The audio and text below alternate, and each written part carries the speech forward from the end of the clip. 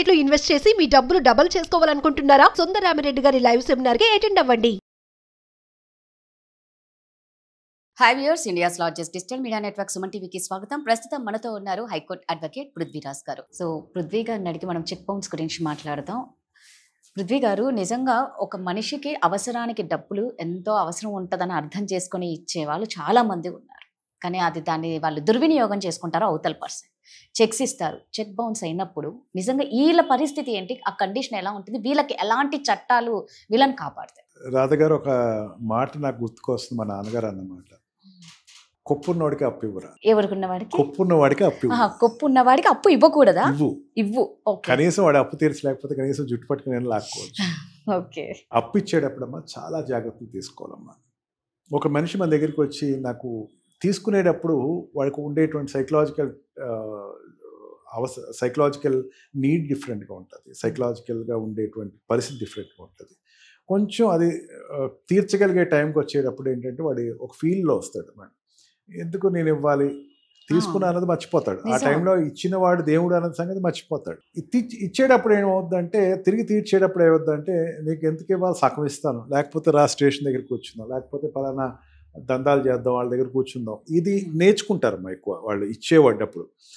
60 to 70% ఈ మధ్యన నేనంటే, ఒకప్పుడు అంటే ధర్మంగా తీసుకున్నవాడు వెంటనే ఇచ్చేసేవాడు, ధర్మ వడ్డీలు కూడా ఉండేవి. ఇప్పుడు ఏంటంటే 60% ఎట్లా ఎగ్గొడదాము, ఎట్లా దీని నుంచి బయటపడదాము అనేటువంటి ఆలోచనతో ఉన్నారు మా సమాజంలో కూడా. డబ్బులు ఇచ్చేవాడు కరువు అయిపోయాడు అని చెప్పచ్చు. భయపడిపోతున్నారు. భయపడిపోయి ఇంకెందుకులే, ఒక బ్యాడ్ ఎక్స్పీరియన్స్, ప్రతివాడికి ఇంకా సహాయం, మనిషికి మనిషి సహాయం చేసుకునే రోజులు తగ్గిపోతాయి. ఇట్లా కాకుండా నేను ఏమని చెప్తానంటే అమ్మ, సెక్యూర్డ్గా ఇవ్వండి. ఎవరికైనా ఇచ్చినప్పుడు ప్రోనోట్ మీద మీరు ఫిల్ చేసి దాని సంతకం తీసుకోండి, ఒక చెక్ తీసుకోండి. 2 హోల్డ్స్లో మీరు అడగచ్చు. ఒకటి ఏంటంటే ప్రోనోట్లో రికవరీకి వెళ్ళచ్చు, వాడికి ఉన్న ఆస్తి ఏదైనా ఉంటే దాన్ని జప్తు చేసుకోవచ్చు. అండ్ చెక్ బౌన్స్లో అతన్ని జైలులో అరెస్ట్ చేయొచ్చు. సివిల్ కేసులో ఏమవుతుందంటే అరెస్ట్ చేయడానికి ఉండదమ్మా.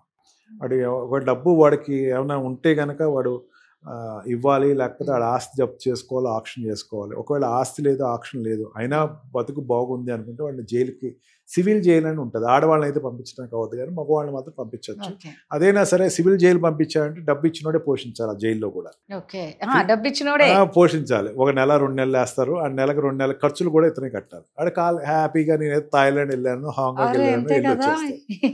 అందుకని చెక్ బౌన్స్ ఏంటంటే ఖచ్చితంగా జైలు పడుతుంది. జైలు అమౌంట్ 2 కట్టాలి. వాడు 6 months నుంచి 1 year వరకు జైలు ఉంటుంది, లేకపోతే 2 years ఉంటుంది జైలు. అండ్ ఆల్సో అమౌంట్ ఇవ్వకపోతే ఇంకొక 6 నెలలు అదనంగా వెళ్ళాల్సి వస్తుంది. అందుకని దీనికి భయపడి కనీసం వాడు ఇచ్చే అవకాశం ఉంటుంది అని చెప్పేసి చెక్ బౌన్స్లో 138 కేసెస్లో ఏంటంటే చాలా రిఫైన్ అయిపోయినామండి. మనకి ఈ మధ్యన అంటే అబ్రాడ్ యుఎస్లో ఉండేటువంటి కల్ట్ అంటారు దాన్ని. యుఎస్లో కనుక ఒక మనీ ఎక్స్చేంజ్లో కనుక అమౌంట్ ఎక్కడైనా డిఫాల్ట్ అయితే వాడి లైఫ్ కథం. వాడికి ఏ బ్యాంకు అప్పు ఇవ్వదు, ఇన్సూరెన్స్ కంపెనీ క్లోజ్ అయిపోద్ది, ఏ ఇల్లు రెంట్కి ఇవ్వరు.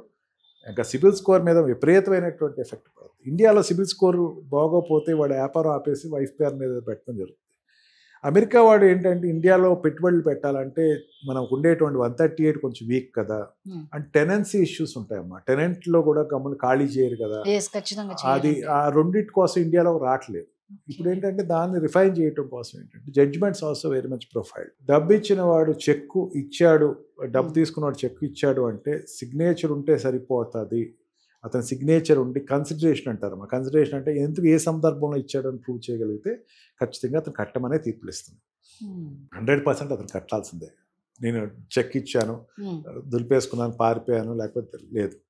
ఈవెన్ ఆస్తి కూడా జప్తు చేయొచ్చు. ఆస్తి కూడా జప్తు చేయొచ్చు. మళ్ళీ అది రెవెన్యూ రికవరీ యాక్ట్ ప్రకారం కలెక్టర్ ఆక్షన్కి వేసుకోవచ్చు, అమౌంట్ తీసుకోవచ్చు. చెక్ ఇస్తే మాత్రం కొంచెం ఎక్కువ సెక్యూరిటీ మనిషికి ఉంటుంది. అంత తప్పించుకుంటాం అంత ఈజీ అయితే కాదు. అందుకే ప్రతి వాళ్ళు ఏంటంటే డబ్బు ఇచ్చినప్పుడు కాస్త సెక్యూరిటీ అనేది తీసుకోవాలి. ఒక విషయం బాగా గుర్తుపెట్టుకోవాలమ్మా రాధ గారు, మనిషి రేపొద్దున పోతే అందుకని ఇచ్చేటప్పుడు కనీసం మనిషి పోవటం అంటే చనిపోవచ్చు, లేకపోతే పారిపోవచ్చు, కనీసం చెక్ ఉంటే కనీసం వీ కెన్ ఆస్క్ సంథింగ్. ఎవరి మీద మీరు ఇవ్వండి, తప్పేం లేదు, డబ్బు వాడు అడిగాడు ఇవ్వండి. సెక్యూరిటీ తీసుకుంటే ఇబ్బంది ఏంటి, మొహమాటం ఏంటి అని అడుగుతూ ఉంటాను. Cheque is nothing but an amount అమ్మా. మీరు చెక్ మీద ఉండేటువంటి స్టేట్మెంట్ అది I promise to pay, this much of amount to the holder అంటది. మనకి 100 రూపాయల నోట్ తీయండి, 10 రూపాయల నోట్ తీయండి, రూపాయి నోట్ తీయండి, దాని మీద కూడా అదే స్టేట్మెంట్ ఉంది. I promise to pay so and so amount. Value అంటారు. మా చెక్ ఈజ్ మనీ, డబ్బే అమ్మ అది. ఆ డబ్బు చెల్లలేదు, దొంగ నోట్ ఇచ్చినట్టు లెక్క అమ్మ కోర్టుకి. అందుకని ఏంటంటే చెక్ ఈజ్ 138లో వచ్చిన నెగోషియబుల్ ఇన్స్ట్రుమెంట్ యాక్ట్లో చెక్ చాలా పవర్ఫుల్ రోల్, పివటివ్ రోల్ పార్టిసిపేట్ చేస్తుంది. సో నిజంగా పృథ్వీ గారు చెప్పినట్లు అవతల పర్సన్ని చూసి ఇవ్వండి. కానీ అందరు అనుకుంటారండి మంచిగా డబ్బులు ఇచ్చే వాళ్ళకి ఒవ్వడు ఇయ్యడరా, ఎగ్గొట్టే వాళ్ళకే ఇస్తారు అనేది ప్రతి ఒక్కరి దాంట్లో ఉంది. జెన్యున్గా ఇచ్చేవాడికి ఎవ్వరూ ఇవ్వడు, వాడికి డబ్బులే పుట్టదు పాపం. ఎగ్గొట్టే వాళ్ళకు మాత్రం అసలు కొంతమంది ఎన్ని కోట్లు అప్పులు చేస్తూ ఉంటారంటే అసలు ఇచ్చేవాళ్ళు ఎలా ఇస్తారా అనేది అర్థం కాదు. సో నిజంగా ఇచ్చేటప్పుడు 1కి 10 సార్లు ఆలోచించండి. పృథ్వీ గారు అన్నట్టు మనిషి లేకపోయినా లేకపోతే వాళ్ళు పారిపోయినా మీకే కష్టం. Thank you. Thank you very much.